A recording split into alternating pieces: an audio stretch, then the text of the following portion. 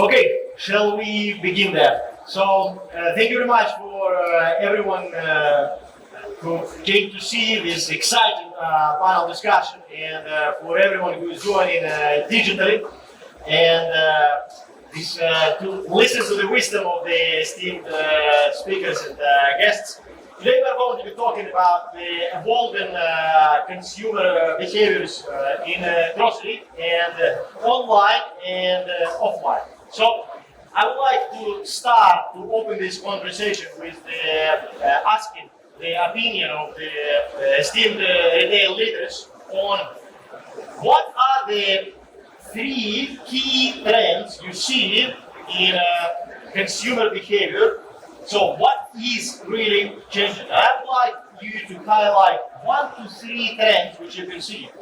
And once you highlight them, would you please explain the audience what are you in response to this as the leaders of the retail chains focus on to make sure that your business is adopted and ready. So can we please start from Damodar here? So I'll just mention one thing which is critical, and I see it as a constant rather than a trend. And the constant is in grocery shopping, the customer is always bought in store and home delivery. She did so 20 years back, she did so 5 years back, and she's doing even now. So that actually is a constant. The customer wants sometimes to visit the store and sometimes to order from home. The ways in which the ordering from home happens, that keeps changing. It used to be a phone call earlier, or it used to be a slip of paper that was given. Now sometimes it's an app, sometimes it's a WhatsApp that goes to the store. Payments are made digitally, deliveries are tracked digitally. But this is a constant that remains, and the closer we keep coming to the original human intuitive behavior of trusting a store, and in today's language, every single grocery store in cities like Mumbai have always been omnichannel. They've always home delivered to customers, making sure that we as modern retailers truly stay omnichannel in the heart, in our making, is a thing that we are continuously chasing. So it's a constant, but you can call it a trend in the manner in which it is shaping for modern retail. And in response to this trend, you are focusing in satisfying this need. Would you be able to identify maybe 1 to 3 initiatives which you are prioritizing for your teams, which you get your teams to focus on in the response to the growing need, as you mentioned? So in my business, what I'm doing with my team right now as 1 to 3, I don't think I'm specifying or sharing here, but there are at least half a dozen different ways in which we're making sure that we end up at a point where we are omnichannel in a manner that the consumer wants us to be, and selling all categories of the supermarket and beyond. Makes sense. Thank you very much. Thank you very much for your response. Now I would like to ask Namit. You obviously can now highlight from the side of a smaller business, right? So what do you see from the side of the smaller business? What are those trends? I understand that you probably going to be in touch with your customers on a daily basis, right? You probably know quite a few of the customers who are coming to your shops personally, right? So what would you say changed there, and what are you prioritizing in your business development? The idea of shopping has changed a lot in the last couple of years because of this online business model. And customer nowadays, they prefer to ask for the products on call or maybe on the WhatsApp. At the same time, they also make the comparison about the prices, because the market has become such that the people are so price sensitive these days, and with the choices they have, it's pretty normal, to understand that. So, for us, we are not into a discounted store model. So, we cannot afford to offer those kind of discounts to our stores. So, what we are focusing more on is the customization. We try to give that tailor-made solution to the customers in terms of their product assortment, in terms of the services, in terms of the presentation of the product, and we work more upon understanding the buying habit of the customers, because we cater to a very small area of customers in our location. So it's more about the personalization which we focus upon, and probably that is helping us in floating in the market. Brilliant. Thank you very much for this response. Let's now ask Rahul Nayak, Director of Spencer's business. So now again, from the perspective of larger business, would you say that this is different for you? What would you highlight, and what are you focusing on? I think, see, the customers, what Damodar just said, a couple of years back and now, there are three principles which we see, which is there in the market from a consumer shopping behavior perspective. One being, which is there's a set of customer which appreciates value and looking for value when he or she makes a shopping decision. There's another customer which is in terms of looking at from an experience sort of point, which is basically saying how many shopping missions can a particular retailer give and service to me. And then the third element which the consumers have always been looking for is convenience.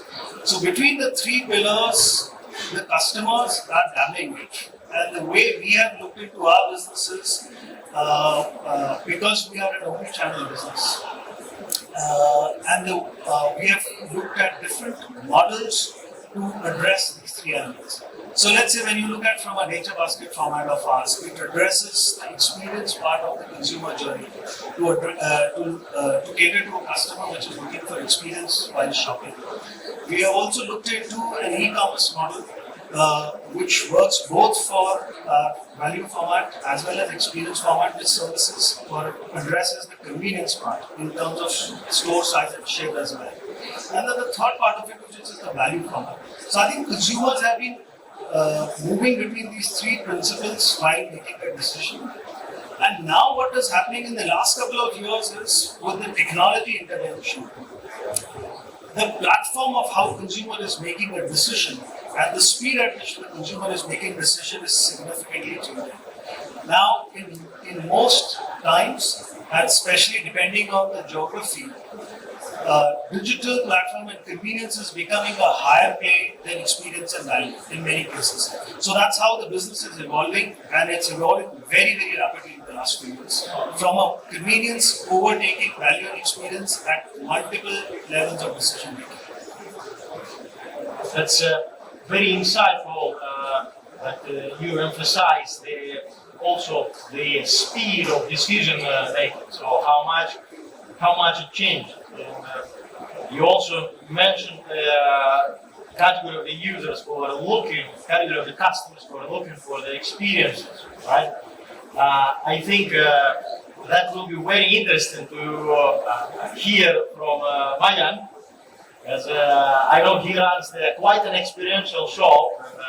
I've been to that shop a few times. Thank you very much for the invitation, and that was quite an experience. So, as a co-founder and the operator of very experiential shop, what would you say are the emerging behaviors of those customers who come to your store, and what do you prioritize now in your stores? So, absolutely, the number one thing to prioritize is the experience, because the only reason a consumer in Mumbai is making the trek out in traffic and noise and pollution is if he can experience something that possibly is not available in his vicinity or inside his own home. So focusing primarily on experience and the quality of the products that a consumer gets to enjoy is priority for us. Other than that, making it slightly more convenient for him, adding on to exactly what Rahul suggested, is super important because the recent trend in the last 4 years with the Black Swan event like COVID happening and a lot of trade moving to different channels suddenly and everyone being forced to it, has gotten people used to a particular way of doing things. And you can't just get them to unlearn that overnight. It's going to take some time. So the consumer behavior playing to that, a mix of some back at home and some in the store, and high quality experience and product quality is key. Wow, that's quite interesting as well. I think now we can see slight difference in perspectives of the operators of the businesses with a different value proposition and different sizes. I think it's starting to become a little bit more obvious. I would like to ask Avishek here, and you're obviously in the business which is digital first, which is growing exponentially at this stage, and I think to a large extent the whole existence of your business is enabled by the emerging trend, right? I think you could say so. So what is that trend, if I'm correct in my assumption, and how do you use it? Basically, if I start, we are not a digital first company, first of all. We focus on the retail first, right? Because our predominantly presence in the northern side of India, but we are focused in the tier 2 cities, right? Where, there doesn't have that of accessibility to getting into convenience stores and experience that, right? Our majority of the stores in Madhya Pradesh, in Rajasthan, is the go-to point for each and every consumers, right? So if you visit the stores, they feel that there is something they will get, they will experience that, right? The level of assortments, the level of accessibility, the price point what we play, the cafe sections what we have built, right? It's majorly focusing on from a consumer perspective. So we want to drive the experience, but coming to my question, it's basically the trends is shifting from retail to quick commerce definitely, and we are adapting that gradually. See, technology is helping us to grow a lot, and what I feel is even we have also launched our app, but we haven't seen the traction. Reason might be tier 2 cities are not yet well equipped or not want to adapt this currently, but definitely in the later phase I can see that there is a huge chance of growth for the new shop as well as other stores which is there in the tier 2 cities. Wow, that's interesting. So now you have highlighted the fact that possibly the tier 2 cities, their behavior is different and their level of maturity is different from the other cities, and that's why some of the trends are not applicable. Some of the emergent behaviors are not yet there, which is very interesting. So I think here, in the light of that, I would want to ask the representatives of bigger businesses here, and I would ask first, I would ask Damodar first about what are the differences in those emergent behaviors between the tier 2 cities and obviously the larger cities, and how do you see the emergence of the online and the need for the omni-channel in those different geographies? So the need for omni-channel is everywhere. Because as I said right in the beginning, omni-channel is buying from stores and being home delivered. It is as relevant in a small town as it is in a big town. The digital way of doing ordering, there would be a lag. There would be a lag between digital shopping habit, digital hesitation to buying from an app, etc., there would be a lag between a small town and a big town. But we find uh, so uh, 2/3 of our stores are in tier 2 and smaller towns. We find customers ready and customers happy that the digital way of shopping and sometimes coming, enjoying, discovering the choice in the store, and at the other times ordering from home is a good combination that people like. And we know that when a family from being a pure store customer becomes an omni-channel customer from the store, we know that our share in their monthly wallet goes up by 34%. So it is an incremental thing for the business, and it is a liberating and a choice enhancing thing for the customer, whether in big towns or in small towns. Wow. Did I hear that correctly? That the enablement of the omni-channel can increase the customer spend up to 35%. Yes. Wow, that's what? From our so it is accretive. The effort required, the setups required to become truly omni-channel is a journey that businesses which are first have to make. But the learning so far and the feedback from the consumer says the effort is worth it. Wow, that's quite an impressive number. And we are, as a technology enablement company, which operates internationally, including the very somewhat similar geographies in some senses, like Latin America, and somewhat completely different geographies like Middle East and some Central Asian countries, as well as Russia. We would say that this number seems to be very significant, and in only selected geographies with a very high penetration of the internet and high growth rates, we can see that. So that's like one of the other unique factors of India, which I think shows how fast the country is evolving and adopting the new technologies, and how people quickly develop new habits. Rahul, would you say that in your business this number is as significant? Have you measured it, or would you say maybe it's smaller? Do you have similar thoughts? So I think there are two things to this one. One, that surely there is a lag of customer adoption between a tier 2 versus a tier 1 city. One, because the consumer looks at digital platform more as a convenience. And in smaller city, I think its adoption is a little lag behind in the city, tier A city. But I think when you look at from a consumer cohort's point of view, in a larger city, what we are seeing is there is a set of customers which are purely digital platform-based shoppers. And then there are shoppers who are mixing both digital and being omni-channel. So I think there is a larger, so when we look at our data, we have where 60 to 70% of our customers are pure play digital platform shoppers. And only 30% are common between a brick and mortar and e-commerce.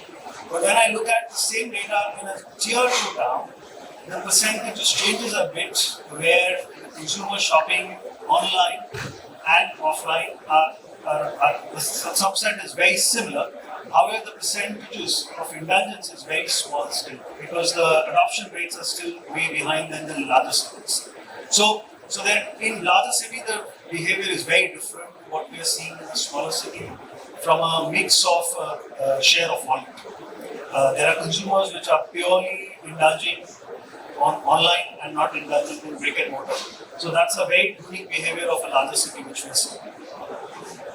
Wow, that's very insightful. I think now let me ask the operators of the smaller businesses the same question.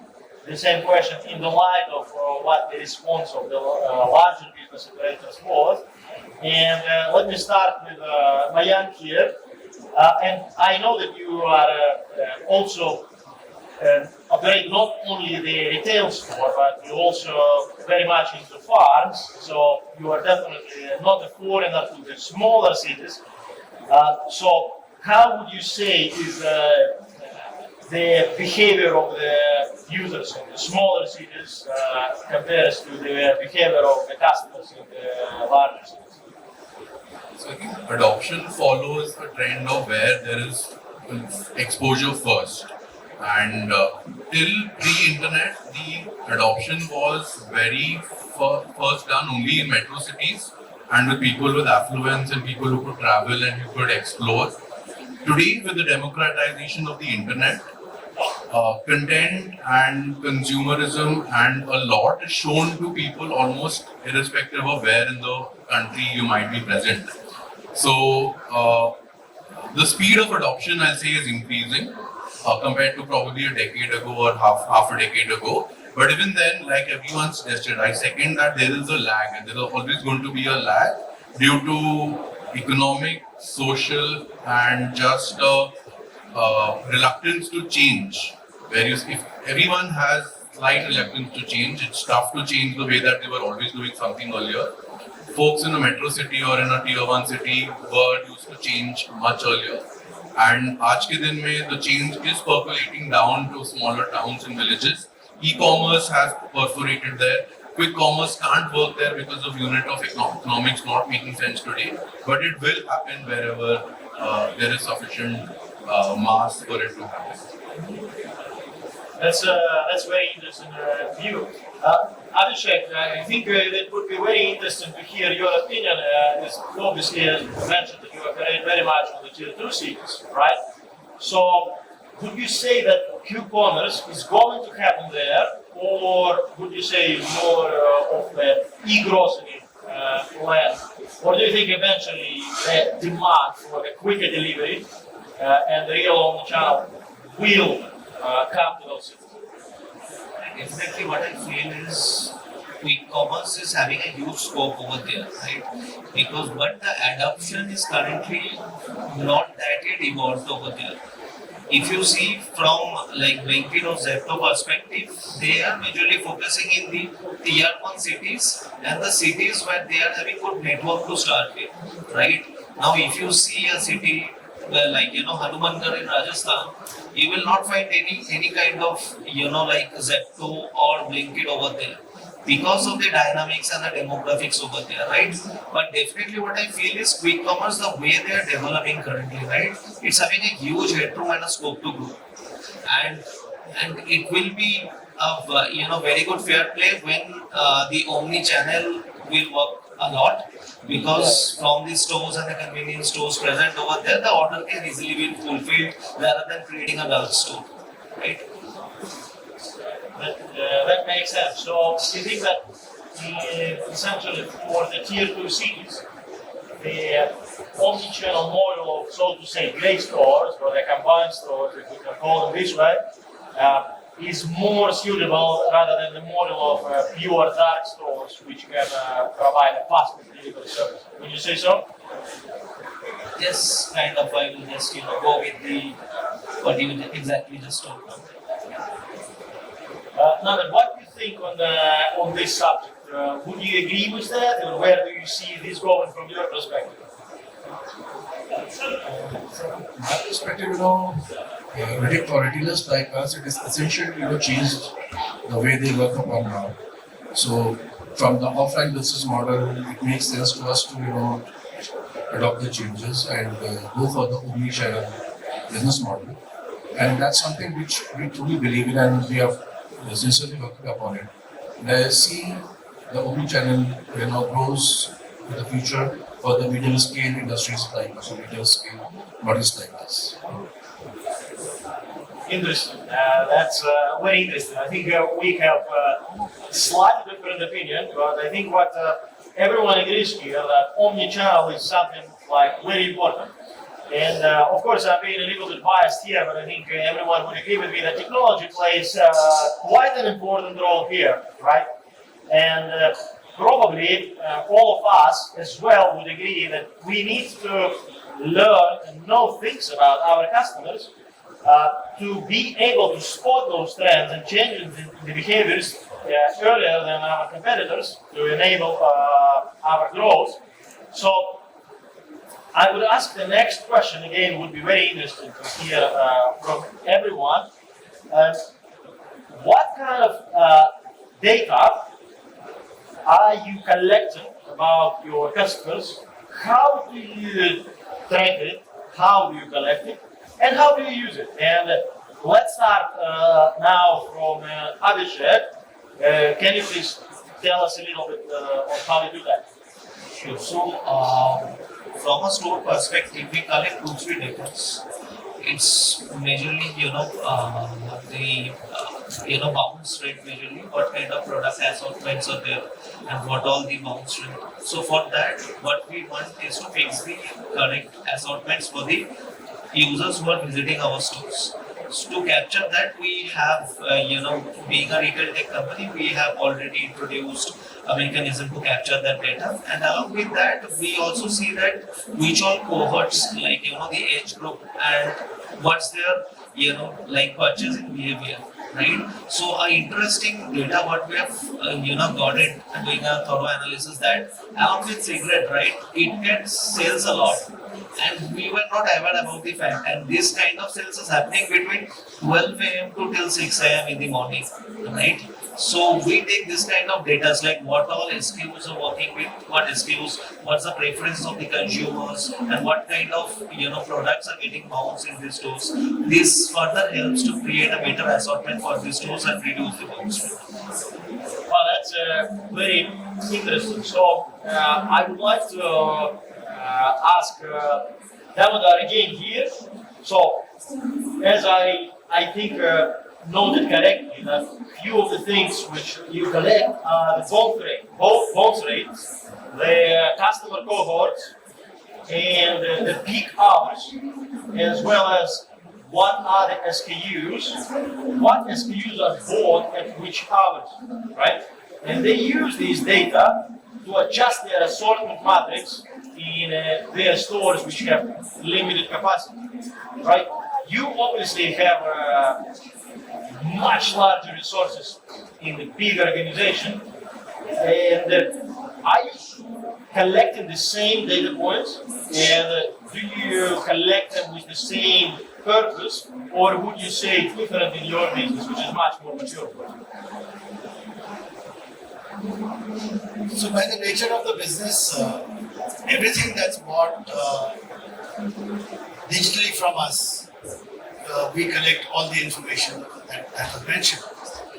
I think more powerful and interesting for us is for people who even buy from our store, for 94.5% of everything that we sell, all purchases tagged to a unique cell phone number. So the behavior, purchase basket behavior, shopping habits of all kinds are tracked at an individual level for almost the entire sale that we do, physically in store or digital.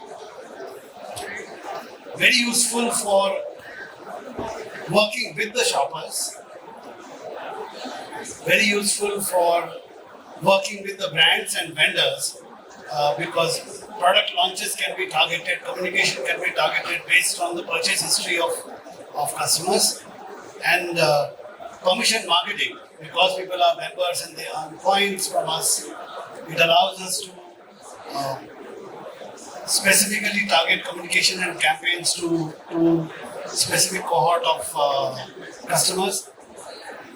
And because we have their behavior both when they shop digitally and physically, we can decide on which medium to optimally target them for which campaign. So, huge part of everything that we do in micro marketing is completely based on the purchase behavior data that we collect. That's quite impressive that you are able to connect triangulate the customers and see.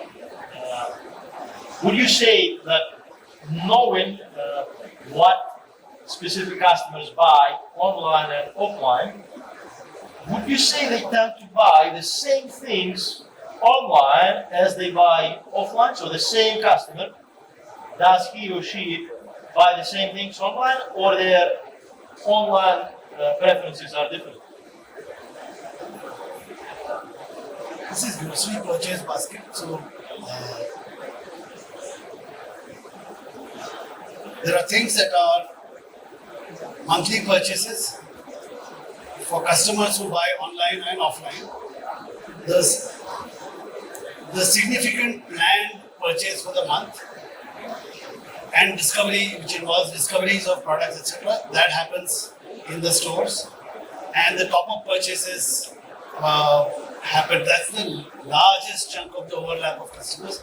But there are people who just shop online with us, and there are very large number of people, an increasing number of people who shop only in the store with us as well. So, in the overlap customers, the largest part is one major trip to the store and a few minor top-up purchases online. That's very interesting, and it's very interesting to compare this with like our experience, because we are obviously empowering quite a lot of companies internationally, and digital tools enable us to really collect all possible data points. And I think here you mentioned the different customer missions, and I think knowing like what is the mission the customer is going for into your app or into your store for is very important in shaping your value proposition. And digital tools helping us to evolve our value proposition faster and better to cover the missions which we believe are going to enable bigger growth for us. And some companies would choose to target missions which are, well, something like a monthly stock up, where you expect to have like a much larger basket, and those customers would be rather price sensitive, however much less time sensitive, right? And you would adjust your operations respectively. However, some of us might choose to target something like the indulgence missions or the weekly top-up mission, which is much less price sensitive, however, much more time sensitive. And I think those who are capable of adjusting their operations for their value proposition, which they believe they can cover better than the other ones, are those who will capture the largest market share in coming years. And that's at least what we see from the markets where we operate. We are running out of time slowly here, so I would want to really ask our participants to give some closing remarks. It can be absolutely anything that you would want to share. But of course, what is most interesting for me to hear is also like, how do you decide what technologies to focus on to make sure that you capture this growth both online and offline? And let me ask Mayank here to speak first with the closing remarks. Yeah, so I think as we're able to capture a lot more data and indirectly move to the dystopian future that we all saw in Simpsons or in Futurama, where we will be able to influence a consumer or an individual to do and act and like behave a certain way. The world is going to move towards that. How soon it happens, we don't know. It's going to be the speed of innovation of various technologies guiding us there. But eventually, a lot of this is going to move in that direction, and that's also a scary thought, but also a very great thought. It could lead to a very great world where nobody is hungry, everyone. I mean, the opposite of. Basically a great future for everyone. So let's see. That's. Thank you very much for mentioning this. Like that, we all here are working for something greater good. Rahul, what would you highlight at the end of this our panel discussion? We covered two good topics, and I just want to sum it up. I think the question is, the consumer is quite easily and quite looking forward to move between a brick and mortar and a digital platform from a convenience standpoint, and they'll continue to do so. And more so towards digital because it is addressing the convenience and the value proposition both together for the customer. Now, what does that do? What that does is basically it enables the retailer much more than what they were able to do earlier, understand the consumer behavior.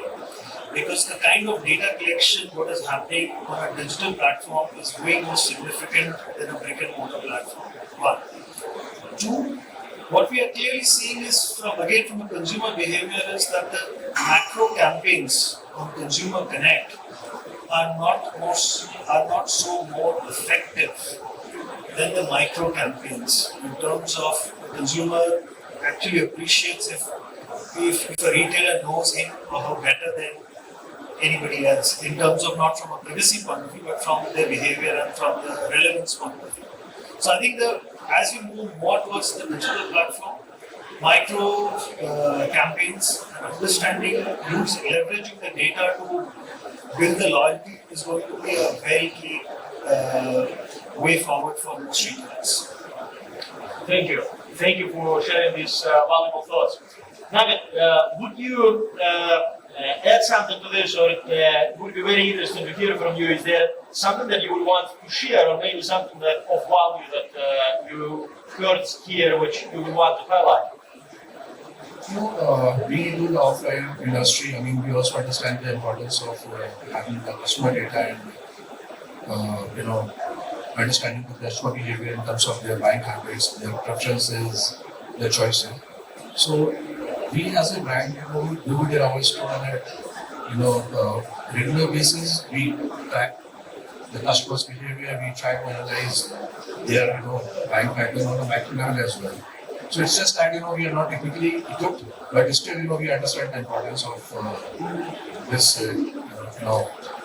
tool, and preferably we would be moving to online model pretty soon, and hopefully we'll be working on this model in a much wider way. Brilliant. Thank you very much for sharing that. Avishek, closing remarks from your side? So what I feel is a retailer should be much more, customer centric and customer focused. They should analyze the behavior of each and every consumers, and what's their exact need, what's the demand from the consumer perspective, and fulfill by doing all kind of assortments which can be done. Right?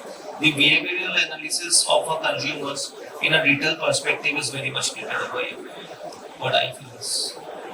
Thank you. That's so precise. Thank you for saying that.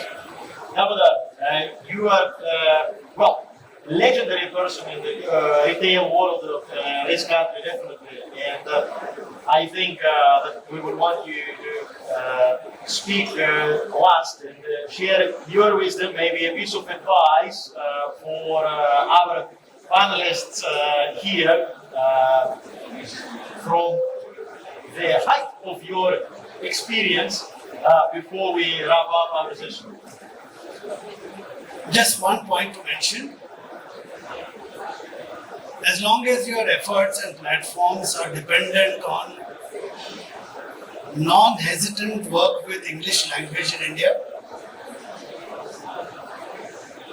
we are not talking about working in India, the India potential. I think that people who are, that's a disadvantage that digital platforms have.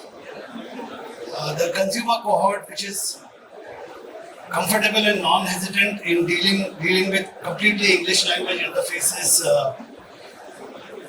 is a tiny slice of the Indian opportunity.